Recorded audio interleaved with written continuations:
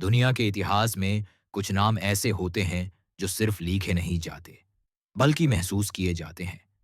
جب انصاف کی بات ہوتی ہے، جب طاقت اور رحمت ایک ساتھ چلتی ہے، تو ایک ہی نام ہر دور میں زندہ رہتا ہے: حضرات عمر بن خطاب، آر اے۔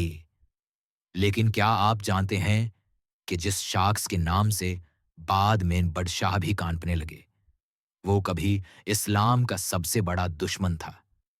یہ کہانی ہے ایک پاتھر دل انسان کے پگھالنے کی، ایک تلوار کے سجدے میں گر جانے کی، اور ایک عام انسان کی دنیا کا سب سے انصاف پسند حکمران بننے کی۔ مکہ کے گرم ریگستان میں عمر بن خطاب پیدا ہوئے۔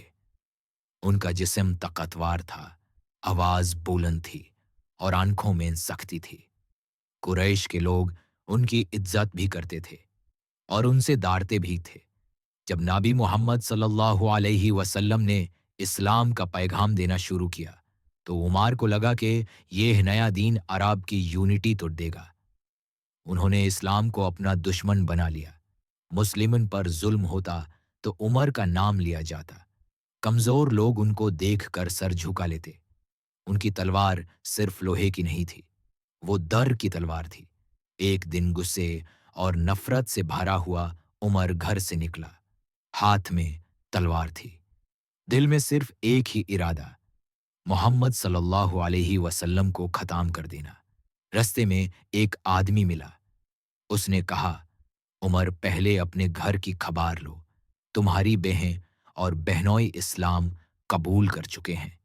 یہ سن کر عمر کا غصہ اور بھڑک اٹھا۔ وہ سیدھا اپنی بہن کے گھر پہنچا۔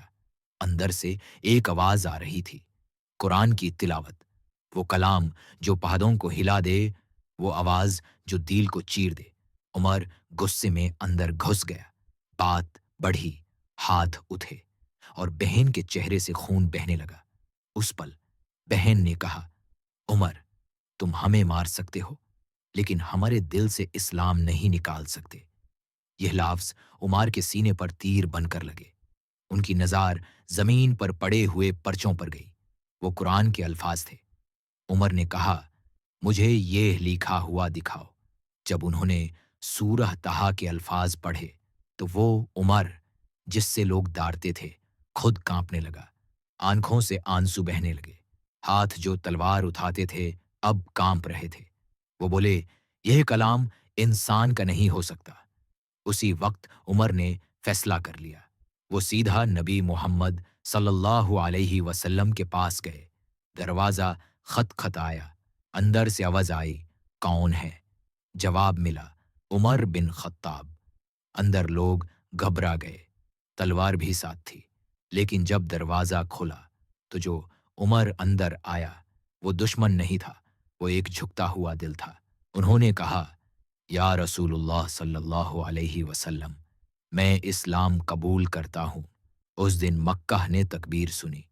اس دن کمزور مسلم پہلی بار کھلے عام کعبہ کے سامنے نماز پڑھنے نکلے، اور عمر ان کے آگے آگے چل رہے تھے، سینہ تان کر۔ وقت گزرا، نبی صلی اللہ علیہ وسلم کا انتقال ہوا، اور پھر عمر بن خطاب اسلام کے دوسرے خلیفہ بنے۔ اب تلوار ان کے ہاتھ میں نہیں تھی، اب ذمہ داری تھی۔ وہ رات کو شہر کے اندھیرے میں نکال جاتے، کوئی پہچان نہیں، کوئی گارڈ نہیں، صرف یہ دیکھنے کے لیے کہ کوئی بھوکا تو نہیں سو رہا۔ ایک رات ایک جھوپڑی سے بچے کے رونے کی آواز آئی۔ عمر رک گئے۔ اندر ایک ماں بیٹھی تھی، چولہے پر پانی ابل رہا تھا۔ عمر نے پوچھا: بچہ کیوں رو رہا ہے؟ ماں نے کہا: بھوکا ہے، پانی ابل رہی ہوں تاکہ وہ سمجھے کہ کھانا بن رہا ہے اور سو جائے۔ یہ سن کر عمر کے چہرے کا رنگ بدل گیا۔